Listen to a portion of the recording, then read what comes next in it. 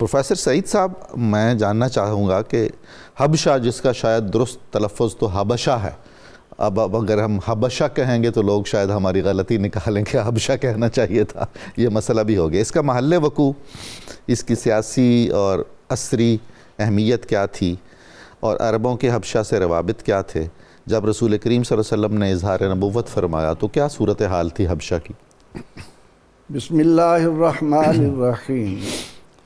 اللہم صلی وسلم علی حبیبک المکرم وعلی آلہ المحترم۔ بہت شکریہ محترم ڈاکٹر صاحب۔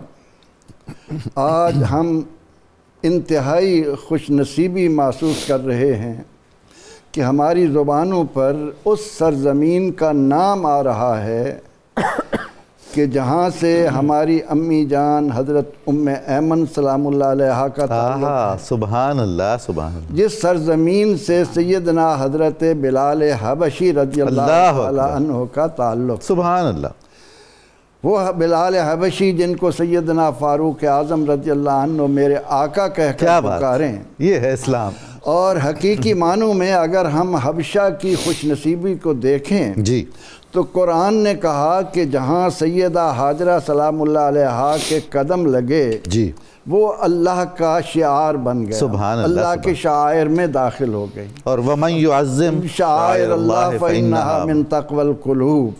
اس نقطہ نظر سے آپ حبشہ کی سرزمین پر نظر ڈالیں کہ رسول اکرم رحمت عالم صلی اللہ علیہ وسلم جو اولاد آدم میں سب سے بڑھ کر حکمت والے، دانائی والے، دانش والے، فہم والے، عقل والے، آپ کی نظر مکہ مکرمہ کے بعد اسلام کا مرکز بنانے کے لیے جس جانب اٹھی ہے وہ حبشہ کی سرزمین ہے۔ سبحان اللہ۔ اور حبشہ کی سرزمین پر وہ نفوس قدسیہ آئے کہ جن کو پہلے تو ہجرت کی عظمت ملی کہ الہجرت تہدم ما کان قبلہا، ہجرت وہ ہے کہ جس سے پہلے کی ساری خطائیں معاف ہو جاتی۔ سبحان اللہ، سبحان اللہ۔ پھر ایک ہجرت نہیں، دو ہجرتیں۔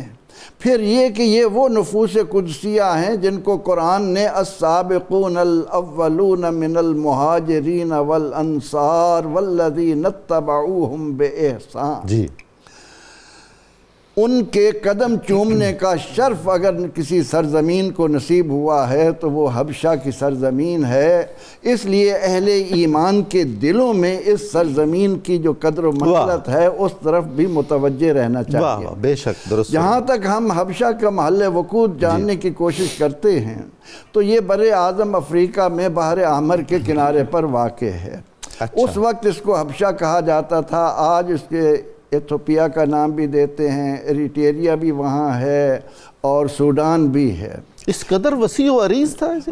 بعض علماء نے تحقیق یہ کی ہے کہ یہ جو آج 3 ملک موجود ہیں، حبشہ جب حضور علیہ الصلوۃ والتسلیم نے ہجرت کا حکم دیا تو اس وقت یہ ایک ہی علاقہ تھا، درمیان میں سمندر تھا، بحر احمر تھا، وہ ان کو۔ تو یہ ہجرت بحری؟ جی، پہلی ہجرت ہے، پہلی اور بحری ہجرت کیا بات ہے۔ ہے، اچھا۔ اور اس نے جو عظمتیں تاریخ اسلام میں مسلمانوں کے لیے چھوڑی ہیں وہ سب پر عیاں ہیں۔ حضور نبی اکرم رحمت عالم صلی اللہ علیہ وسلم نے سیاسی طور پر اس علاقے کو اس لیے منتخب کیا کہ وہاں کا جو حکمران تھا وہ منصف تھا۔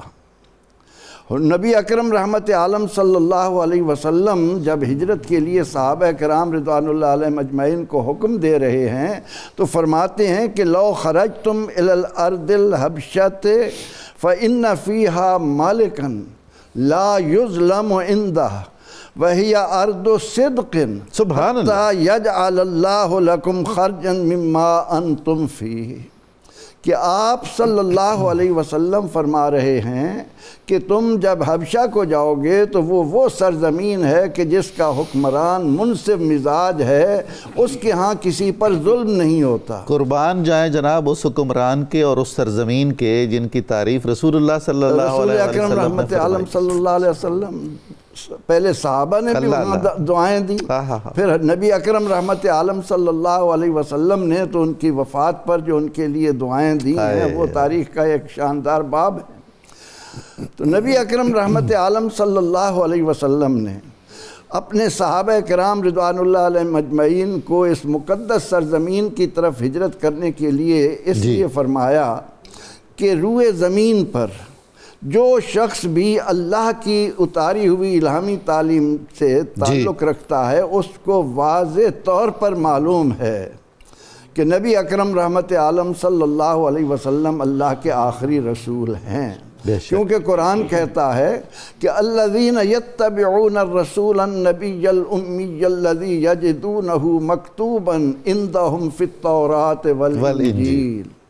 تورات اور انجیل میرے آقا علیہ السلام، ہم سب کے آقا علیہ السلام کے ذکر سے بھرپور ہے، اس لیے نبی اکرم رحمت عالم صلی اللہ علیہ وسلم اس کو خط بھی لکھتے ہیں اور صحابہ کرام رضوان اللہ علیہ مجمعین کو اس سرزمین پر جانے کے لیے آپ ان کو، کیونکہ جہاں انصاف ہے وہاں ہر ایک کی آبرو، مال، جان محفوظ ہوتی ہے، تو اس لیے نبی اکرم رحمت عالم صلی اللہ علیہ وسلم نے سیاسی طور پر اس بات پر نظر ڈالی کہ اگر کل کو مکہ مکرمہ میں کچھ حالات ایسے ہوتے ہیں تو یہ گروپ جا کر وہاں پر اسلام کی بنیادیں رکھ دے گا۔ اللہ اللہ اللہ۔ اس لیے آپ کی نظر حبشہ کی طرف، شاہ نجاشی حکمران تھا جس کا نام اسامہ بھی بتایا گیا، اسما بھی بتایا گیا۔